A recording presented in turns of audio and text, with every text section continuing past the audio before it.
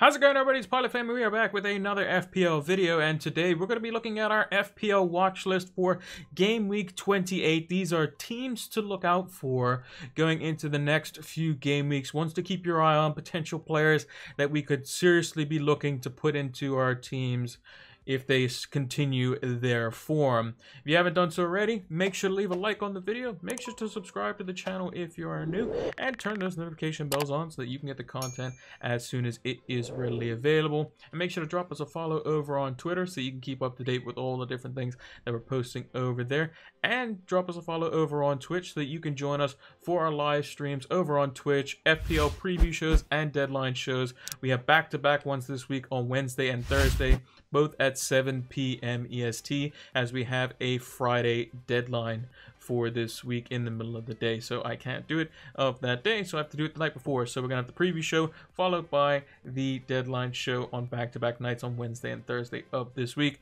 There'll be a pinned comment down below so that you can check that out as to when and where you can find us. So without further ado, let's see what we have lined up in terms of teams to watch going into Game Week 28. So the first team that I've been really impressed with and have been seriously looking to get in potential players, mainly in defense probably, is Chelsea. And they have a really good run of fixtures up until around Game Week 33 or so. But for the next 4 fixtures, Leeds away, then they have a blank in 29, and then they have West Brom at home, Crystal Palace away. Could potentially be 3 clean sheets out of their 3 games that they do have available. But the players that we've highlighted here is Fpl, who seems to be playing game in, game out. I believe he got max bonus points tonight as well versus Everton. And Chelsea just don't look like conceding every time they play at home, which is something that, versus West Brom, they should be able to keep clean sheet versus West Brom. But also against Crystal Palace, who tend to do better on the road, that could be quite good for them. Leeds away could be a bit tricky because their pitch isn't in the greatest condition, but, Leeds tonight versus a very astute defense in West Ham. Chelsea could do the exact same thing as well and be able to cut them open as per how they did versus Everton, basically. Just kind of made it look really easy. Havertz was picking up a bunch of different positions, and it's kind of a bit tricky to pick who to pick in attack per se. But Mason Mount, he was benched tonight but has played the majority of games, and Timo Werner is in a similar situation, plays the majority of the games, and has only been benched once since Thomas Tuchel has come in. But I would say those 3 are probably the best. Mason Mount on a lot of set plays, corners, as well as free kicks. Timo Werner is always in and around the goal. I think he's going to just score once, and then he's going to basically go on a tear. He's that type of player, and just really hasn't found his feet as of yet in the Premier League this season. And then Fpl at the back, definitely capable on set plays himself, making some, intriguing little runs near post, far post, and kind of just being a bit of a nuisance, and is typically quite good at passing out from the back. He's also capable of making, those underlapping and overlapping runs from right-sided center half in a back 3, and we often saw him picking up half spaces and swinging the ball into the likes of, Morata and the likes of, Olivier Giroud, just Tammy Abraham, anyone who's played up front. Fpl can find them with, kind of picking up that space to where he can, put in a delivery. And he's also not afraid to make marauding runs past, the wide forward and kind of make his overlap as well, even from center back. So I think he can be quite good in that regard. 6.1 million. You might think that's a little bit expensive, but again, somebody who's going to be keeping clean sheets. Chelsea aren't scoring a boatload of goals as well, which is something that why I want to lead more to defense. And I think Fpl is definitely up there on the priority list. So I'm potentially looking at a defender, maybe an attacker. We'll see how they get on versus Leeds, who's going to give them a lot of space. But Chelsea should be definitely on everyone's watch list from Game Week 28 onwards.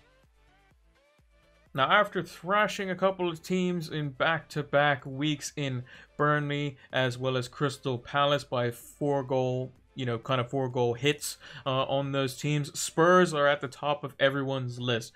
Heung-min Son, Gareth Bale, Harry Kane, they're scoring goals for fun, assisting each other as well. Kane seems to have found a new strike buddy in Gareth Bale as they've been, scoring and assisting each other, where Son's been more of the kind of creator now. They have a pretty good run of fixtures and do play in blank Game Week 29 versus Aston Villa away. So Arsenal away, Kane loves scoring versus Arsenal in the North London derby. Aston Villa haven't been looking great with Jack Grealish and Matty Cash out of the team. Newcastle could potentially be in a relegation battle sooner than they would have liked. And then Man United at home, they beat them 6-1 the last time they played them. So definitely in consideration. I have the double up of Kane and Son currently, and you know, if you do have the ability to make the sideways move from Son to Bale, I think that's definitely a potential option. Bale's going to be more of a goal threat, where Son's going to be more of the creator. He's more on the set pieces, and I think Kane's a must in pretty much everyone's team. Personally, I think he's the one that's going to be the captainable player.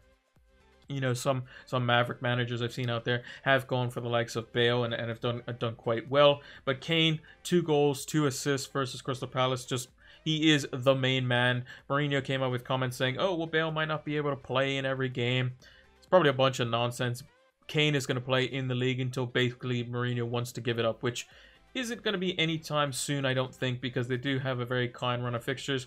You know, you beat Arsenal, you beat Aston Villa, you beat Newcastle, you get at least a point at Man United, or against Man United at Spurs. You're looking pretty okay, and then they have a a decent run to kind of end the campaign. You know, bit of a mixed bag, but overall, I think Kane should be a definite everyone's team, and if you don't have him, I would say definitely get him in because he loves scoring versus Arsenal. Plus, he's a blank game week player, as all Spurs players are. But then it's kind of a toss-up between Son and Bale. Son more of the creator and probably get more minutes, all things considered, over the likes of Gareth Bale. But Bale's been more of the kind of goal threat, and is very good in the air, and is also a potential free kick taker in some occasions as well. But I think a Spurs double up is definitely what everyone should be looking at if you haven't already got it already, because I think they could be quite the big point scorer from game week 28 onwards. And the third team that we have on our list is West Ham, a team that nobody would have thought they would have been in this position the way they are playing, as well as their positioning in the table they are right now. 4th place. Who would have ever thought, as of, from last season, if you'd have told West Ham fans, you're going to be in the top 4 come the month of March, they would have thought you've been absolutely crazy. There was, potential, rioting. The owners were getting a lot of stick. The team wasn't playing well. If it wasn't for Mikel Antonio, they probably would have got relegated. And I think that they've been doing quite well versus a lot of teams that are playing good football, or are very good teams in their own right. And I think their run of fixtures may be a bit deceiving in terms of what the FDR ratings show. Man United away, they're going to set up in a low block, and they're going to see if United are going to have trouble breaking them down. I think United could struggle versus West Ham, or at least, find it very hard to break them down, as they showed Leeds basically how it's done. Just defend and then basically hit teams on the break, and I think they can definitely do that versus United, who are very susceptible to it. Arsenal at home, again, similar situation. They have the runners on the break to hurt Arsenal. If you give Arsenal the ball, they tend to commit men in certain sides of the pitch, typically on the left-hand side, where they can then look to put Jesse Lingard in behind that, and then run in the channel. They also play in the blank game week, which is great as well. Then Wolves and Leicester, 2 teams that aren't in the greatest of form as well. And then after that, they have a pretty good run up until the end of the season. So I'm particularly looking at getting some assets in. Maybe one in the blank game week, and maybe looking for a double up, maybe in defense, maybe in attack, come after a game week 31 onwards. But some players that I've highlighted here: Craig Dawson got himself a goal and a clean sheet. Cresswell with the assist as well. These 2 as a double up could potentially be a very cheap and very effective pairing. Who would have ever thought that Craig Dawson, coming from Watford, would be one of the main pieces down the back? And then Mikel Antonio, somebody who is always a threat to any team. He just has this very unique style of play, which not a lot of teams experience, and they just don't know what to do with his power and strength in that sort of combination. I would have put Jesse Lingard on the list, but he can't play versus Man United in Game Week 28, so you'd be shortchanged on a fixture there. But they do play in Game Week 29, which he'll definitely be able to play in. But yeah, I think a West Ham defender, Cresswell or Dawson look to be the best. Sufal looks to kind of laid off a little bit in terms of the chance creation that's usually being generated from Cresswell, and it's usually being generated from set pieces, because both the goals that they scored tonight versus Leeds, one was a penalty, one was a corner. So I think these sorts of players can be involved in those. Antonio can be more of the fast break, so I can expect to see him doing some damage maybe versus Leicester and maybe versus the lesser teams that give him the amount of space. And he's also a threat on set pieces as well. So I think West Ham, some very, very good players, some very cheap players on very threatening positions like set plays, and could be quite good for the run-in over the next 4 weeks, with the fixtures looking a bit deceiving, but definitely towards the end of the season, for the last 5 or 6 game weeks of the season. Now, a team that could potentially get another double game week sometime soon is Everton. They have 3 fantastic fixtures in and around the blank game week in 29, which they don't participate in. They have Burnley at home, Crystal Palace at home, and Brighton away. They just got pretty much played off the park by Chelsea in a 2-0 defeat.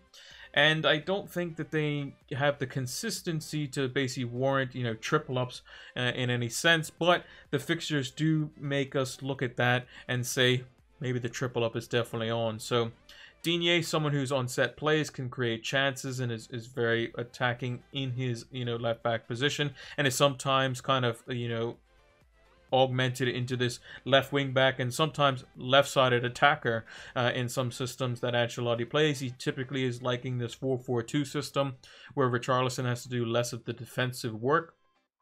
And I think that does take a little bit away from Calvert-Lewin, but it does make Richarlison a slightly better attacking asset. And with, Richarlison kind of favoring more of the left-hand side, Digne down that same side could be assist to the goal scorer in that regard. In terms of, the teams they're playing, Burnley, Crystal Palace, Brighton, all teams that would definitely struggle with pace and power in behind. Calvert-Lewin bringing the pace and power, Richarlison bringing a little bit of the trickery, and both of them bringing aerial threat, which are very good versus Crystal Palace and Brighton. Burnley would be a little bit more astute defensively, but with a delivery like the one that Digne has with his left foot, anything's possible. But they could definitely get a double game week as well, which I believe is versus, I think it's Southampton or Aston Villa. I can't remember the actual fixture that needs to be played. I want to say it is Aston Villa, but I could be wrong. But definitely a double game week in 30 or 31, which it seems more likely now. There was kind of speculation that it was going to be put in 28, but I guess they don't really need to kind of, put it in, a game week sooner. They can put it in a little bit later because Everton's not in Europe, as well as Aston Villa or Southampton. I can't remember which team it is that has that double with them. But in 30 or 31 would be perfect. A lot of these players might not necessarily be going on international duty as well, so that's something to kind of take into consideration. If you go into game week 30 with 2 free transfers, which is what I'm trying to do as well, then you can kind of assess things and see how things go. But I think in terms of the players, Digne at left back could be good at 6.2 million. Richarlison and Calvert-Lewin are the similar-ish price bracket, and it seems to be favoring more of Richarlison. And as far as we know, he's still on penalties when Sigurdsson isn't on the pitch, and I assume that to be the case once James Rodriguez comes back into the team, which will mean that Sigurdsson most likely drops to the bench, who will also provide more for Richarlison and Calvert-Lewin because he likes to switch it out to Digne, who can then cross it into the 2 main forwards up front. But yeah, I think Everton definitely on the radar here. I want to see what they do versus Burnley before I look to invest. And then from there, I can assess over the blank and international break, and then potentially look for maybe a player or two for them for the next few game weeks. And that's going to do it for our Game Week 28 FPL watch list for the teams to watch out for over the next few weeks. If you haven't done so already, make sure to leave a like on the video, subscribe to the channel if you are new, and turn those notification bells on so that you can get the content as soon as it is readily available. And drop us a follow over on Twitter so that you can keep up to date with all the different posts and videos that come out. We post them over there as well as any other updates for the scheduling for video releases. And give us a follow over on Twitch so that you can see when we go live for our FPL preview and deadline streams. There'll be a link in the description for the Twitch channel. It's PilotFlame226, as well as a pinned comment down below for the time, as well as where you can find us for those 2 streams. Wednesday and Thursday this week, 7 p.m. EST for the preview and deadline stream. Thanks for watching, and until the next one, take care.